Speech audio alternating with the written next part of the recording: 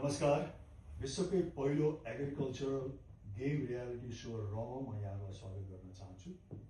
रको मुख्य उद्देश्य कृषि र कृषि उत्पादन राष्ट्रको चाहिँ प्राथमिकतामा हुनुपर्छ भन्ने मान्यता राखेको छौँ। किनकि राष्ट्र सही रूपमा कहिले पनि समृद्धि हुँदैन जबसम्म खाद्यान्नमा राष्ट्र आत्मनिर्भर हुँदैन।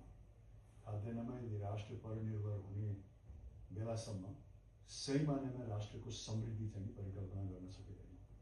रको उद्देश्य पनि यसै हो र यसैमा चाहिँ फोकस रहेर रले आफ्नो कार्यक्रम सञ्चालन गर्दै आएको छ। अब यहाँसम्म आइपुग्दाखेरि हामीले हाम्रा शीर्ष 3 किसान तथा कृषि प्राविधिकहरू प्राप्त गरिसकेका छौँ।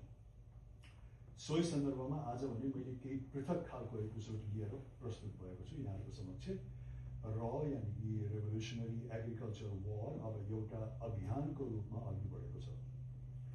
हाम्रा शीर्ष किसान तथा कृषि प्राविधिकहरू प्रतिस्पर्धी मात्र नभई एउटा अभियन्ताको रूपमा तपाईँहरूको सामु चाहिँ प्रस्तुत हुँदै हुनुहुन्छ। यसबारे विस्तृत जानकारी दिनको लागि मसँग 2 जना व्यक्ति हुनुहुन्छ जो रका रेभोल्युसनरी एग्रिकल्चर वारको चाहिँ अहम हिस्सा हुनुहुन्छ।